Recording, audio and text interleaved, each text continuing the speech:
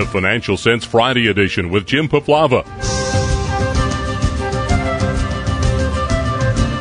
Focusing on precious metals and mining.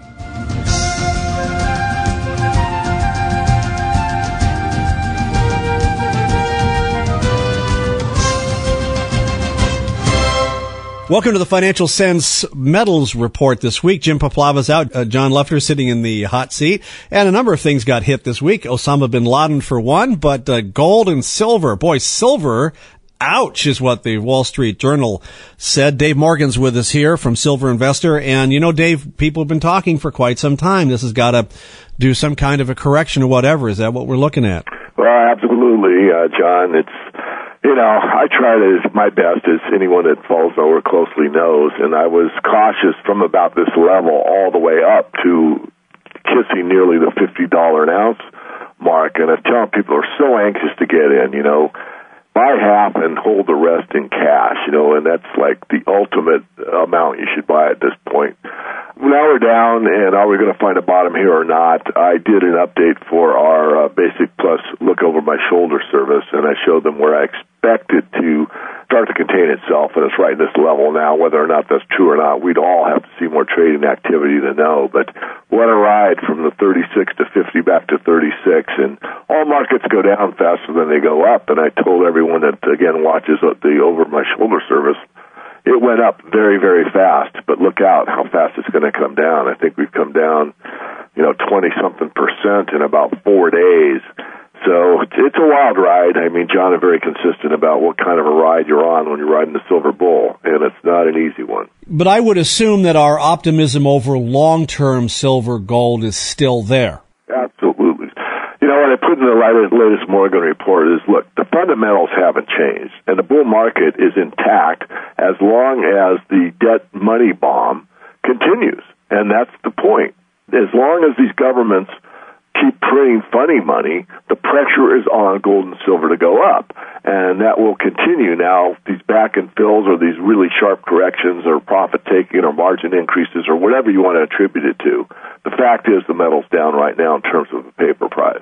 Regardless, the underlying fundamentals are stronger than ever. Well, in the light of what's happening right now, let's take a look at equities. If I were trading in them, what would I be doing? Well, John, again, I think it's best to average in over the summer months. The equities had quite a ride, but they move up and down just like the metal. And I think the best approach is to look at the top-tier, mid-tier companies, build a wish list, if you may, and buy in over the next, I'd say, 3 months at least, maybe 6 months. You know, we just don't know how this market's going to unfold for the rest of the year, but this kind of damage done to the price probably will take some time to rebuild. There's a lot of people that are forecasting it's going to bounce right off of this level and go right back up to 50. I would say that's a possibility. I don't look at it as a high probability, but of course it's possible. As far as the trade, the big trade that made so much money for so many hedge fund managers was what I call the ratio trade. And this is where you were long silver and short gold. Now that doesn't mean that you don't like gold or you're selling gold. A spread means that you expect the ratio between silver and gold to narrow.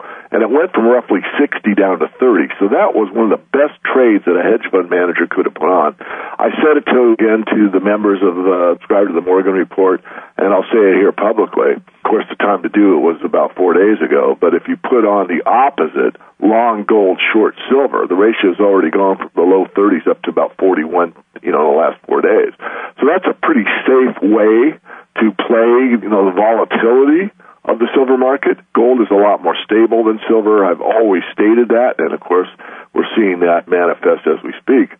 If we zoom all the way back to the beginning of the decade, it was a decade ago when you and I began to talk about the emerging bull market in gold and silver, which all the way up, everybody's been calling a bubble. They're still calling it a bubble, But when we look at it, who is this market for? Who should be interested in it, especially given now the declining value of the dollar? And contrary to what Ben Bernanke is saying, I don't think there's any mitigation of that at any time in the near future. Well, I agree. And who's it for? And I'm going to give you a two-part answer, John, because I see it in two ways. One, the physical silver market is basically for everybody that understands what happens in a fiat money system, especially near the end of these great inflations. So anyone that understands gold and silver's role in a declining monetary system should probably participate. As far as the equity side or futures or anything else, I've stated again and again that really this market isn't for everyone. Now, I know I'm contradicting myself, so what I'm saying is if you want to buy some coins or buy some metal over time and hold on to it, I think nearly everyone should do that. As far as getting more involved in that, it's a really difficult market for most people. Most people cannot handle the volatility that's involved in these markets. And because of that, you're much safer just buying, on a coin accumulating program or a bullion accumulating program over time. Whereas if you really want to get into the equity side or any of the other investment opportunities like the ETFs or anything else, you really got to think hard. That would be for a very seasoned, experienced investor.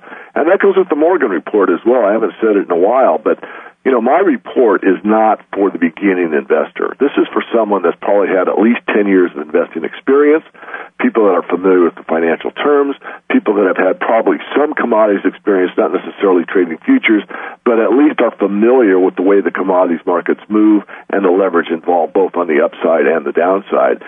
Because I've been getting a few people that are like brand new investors, and of course, I do my best for everybody, but they're sort of lost because, I make the assumption, maybe incorrectly, that, they know financial terms, they understand some of the basics of stock market investing and that type of thing. So, my service isn't for everybody, that's for certain. The metals are for everybody if you approach it in a cash-only basis, no leverage whatsoever over time.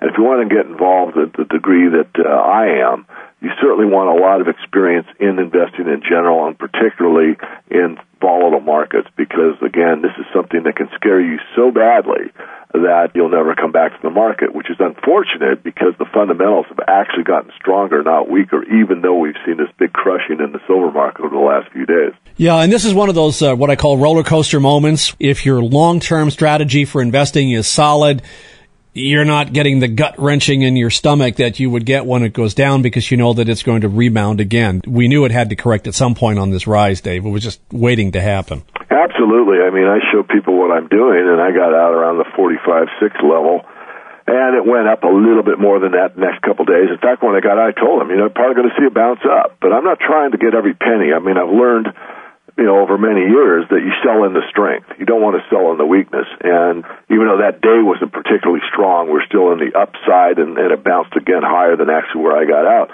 But I'm very comfortable taking a lot of cash off the table and writing this down.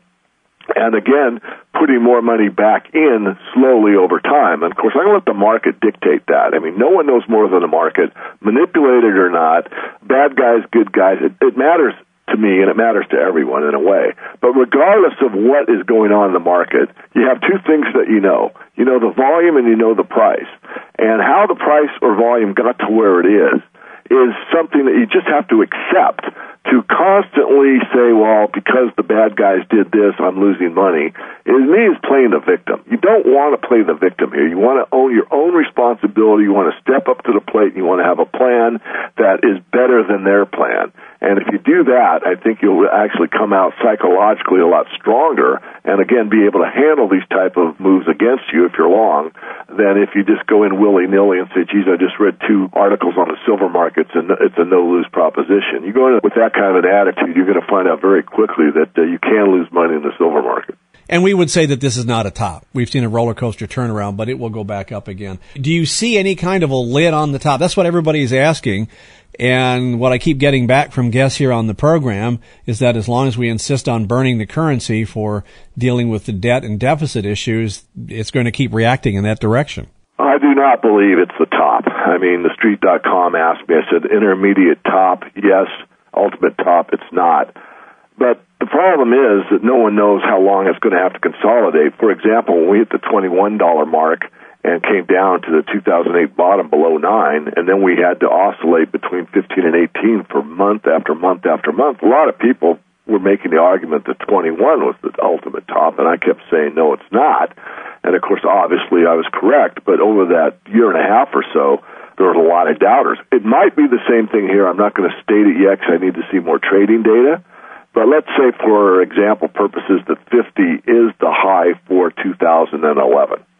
Well, that's 8 months from now.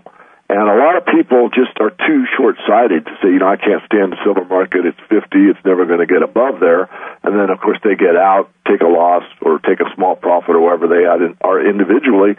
And all of a sudden, the market takes off and, starts moving up again. So it's a tough market to ride that bull. And that's what I've emphasized with you and with Jim over the years is, buy right and sit tight. Boy, it's hard to sit tight when it's moving around like this, but that's the best attitude. The other way to do it, which is so simple, it just bears repeating, that's just the dollar cost average. I've got a program that I have endorsed called silver123.net. You just buy in over time, you accumulate silver month after month after month, and as long as we're in a bull market, and we are, that is going to serve you very well. It's a disciplined approach, and you do not get the emotional roller coaster that you get if you're trying to pick tops and bottoms consistently. All right, Dave Morgan, Silver Investor. It's actually silver-investor.com. You got me trained after 10 years. Look at that. Closing thoughts or comments? Closing thoughts is, there's more to life than money. I mean, everyone should have some precious metals, but don't make it everything about your whole life. And I don't think people listening to the show do that particularly. I'm the one that gets paid to make it practically my entire life. But, of course, I have other interests way beyond finance and the metals. I'm a fairly balanced person. But, just don't get too wrapped up. Realize that, don't let yourself get too high or too low is what I'm trying to say on any of these financial moves. Over time, we're going to see that we're right. In other words, that the fiat currency system is on its last legs. How it's going to unravel, no one knows for certain, but you want to do, again, have protection in gold. If you're conservative, silver, if you can ride the ride, or both, depending on your risk tolerance level. Reminds me of Madeline Kahn from American Tail. Remember when she plays the rich mouse? And she says, money doesn't buy everything. I know because I have a lot of money and I have everything. I wish I could imitate her voice, but I can't. Dave Morgan, wonderful time. Thank you. Thank you, John. You've been listening to the Financial Sense News Hour with Jim Poplava. The Financial Sense News Hour is for informational and educational purposes only and should not be considered as a solicitation or offer to purchase or sell securities. Responses to listener inquiries are based on the opinions of Jim Poplava and do not take into account listeners' suitability, objectives, or risk tolerances. You should always consult a qualified financial advisor before making investment decisions. Financial Sense will not be liable to anyone for financial losses resulting from companies profiled or information provided on this program. The Financial Sense News Hour was produced by Steel on Steel Productions. Join us again throughout the week for more in-depth news and financial analysis at financialsense.com.